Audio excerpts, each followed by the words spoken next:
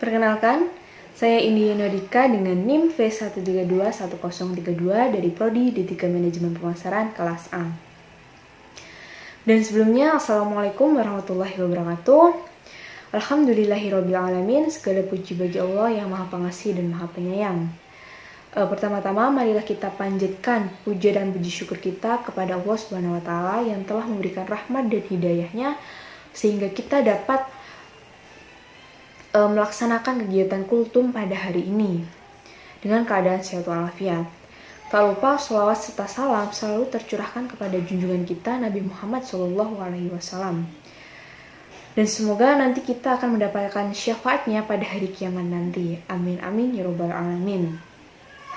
Dan di kesempatan kali ini saya akan menyampaikan kultum tentang Asmaul Husna dan nama-nama sifat-sifat yang dimiliki oleh Allah. Kita tahu bahwa Asmaul Husna merupakan nama-nama Allah yang mulia dan menunjukkan sifat Allah yang maha sempurna. Asmaul Husna ini terdapat dalam Quran surat Al-A'raf ayat 180 yang berbunyi Walillahil asmaul husna fad'uhu biha wadhurul ladzina yulahiduna fi asma'ihim sayujzauna ma kanu ya'malun. Yang memiliki arti bahwa Allah memiliki Asmaul Husna atau nama-nama yang mulia, maka berdoalah kepada Allah dengan nama-nama Asmaul Husna itu. Dan tinggalkanlah orang-orang yang menyimpang dalam menyebut atau memaknai Asmaul Husna yang dimiliki oleh Allah. Dan orang-orang yang menyimpang dalam memaknai Asmaul Husna akan diberikan ganjaran atas apa yang mereka lakukan. Dari ayat tersebut menyebutkan bahwa Asmaul Husna memiliki beberapa aspek. Yang pertama adalah menetapkan Asmaul Husna, bahwasanya Allah memiliki nama-nama yang mulia dan nama-nama itu terdiri dari 99 nama. Dan barang siapa mengingkarinya, maka dia telah mengingkari apapun yang ditetapkan oleh Allah.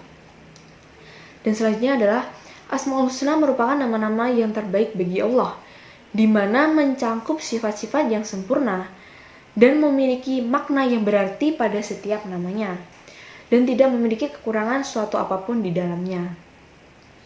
Yang ketiga, Allah memerintahkan kepada kita untuk berdoa juga bertawasul dengan menggunakan nama-nama Allah tersebut.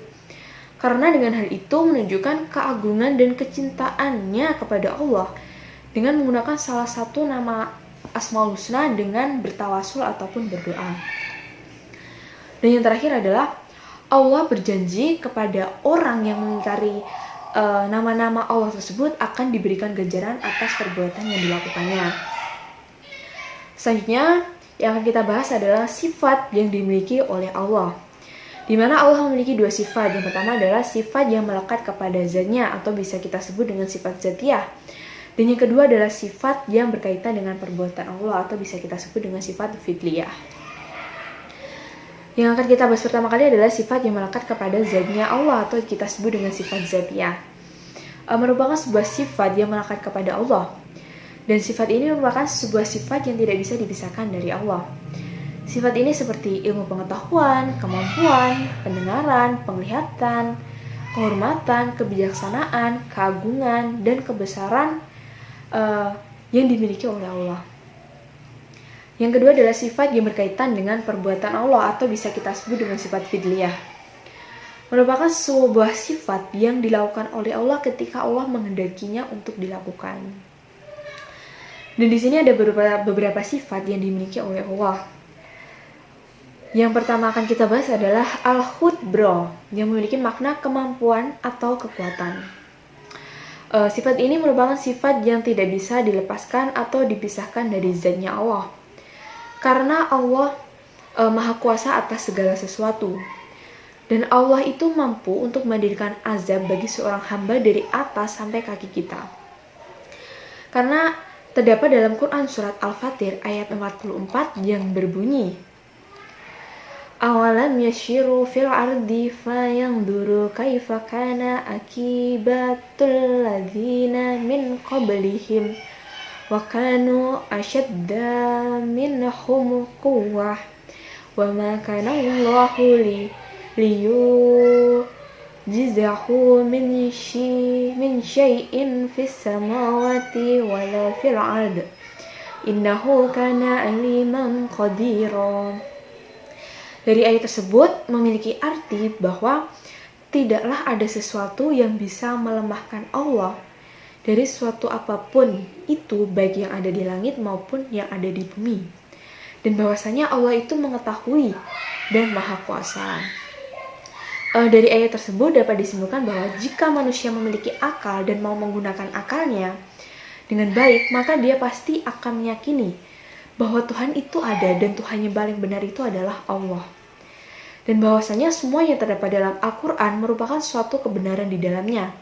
Seperti halnya Allah memiliki kemampuan atau kekuasaan yang mutlak atas kesempurnaannya, dan di sini tidak ada satu makhluk pun yang mampu melemahkan Allah.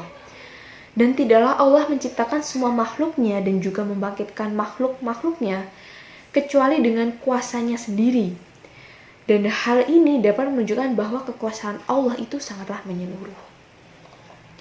Dan yang kedua adalah al-irodah, yang memiliki arti keinginan atau kemampuan dan bisa dikatakan sebagai kehendak.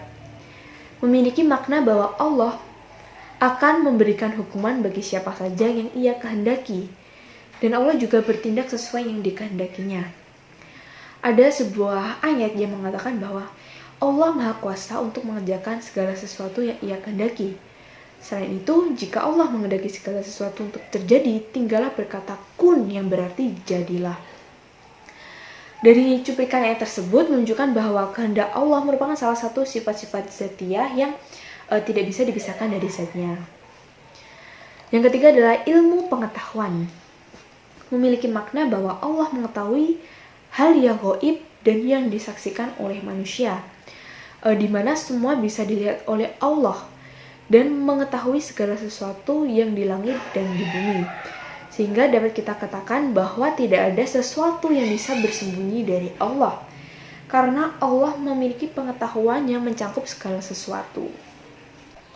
Dan itu adalah beberapa sifat yang dapat saya jelaskan yang dimiliki oleh Allah. Dan ada beberapa keutamaan jika seorang hamba mengetahui dan juga mempelajari sifat yang dimiliki oleh Allah. Yang pertama, tidak ada jalan lain seorang hamba bisa mengetahui nama dan sifat Allah secara hakiki kecuali dari Al-Quran dan sunnah-sunnah Nabi Muhammad SAW. Karena semua nama Allah tentang Asmaul Husna telah tercantum di dalam Al-Quran dan juga sunnah-sunnah Rasul. Yang kedua, iman seseorang kadang naik dan juga kadang turun dengan pengetahuan dan perbuatan yang dilakukan. Ketika seorang hamba mengetahui bukti adanya Allah, maka akan bertambah imannya. Dan iman seorang naik karena adanya sebuah ketaatan dan akan turun karena adanya kemaksiatan. Dan yang ketiga adalah seorang yang menghafal Asmaul Husna dengan nama-nama yang dimiliki Allah serta memahami dan mengamalkannya dalam kehidupan sehari-hari, maka dia akan mendapatkan imbalan atau pahala yang hanya diketahui oleh Allah. Yang keempat adalah nama-nama Asmaul Husna yang dimiliki Allah menunjukkan kebesaran atau keagungan Allah sebagai pencipta yang maha tinggi dan maha sempurna.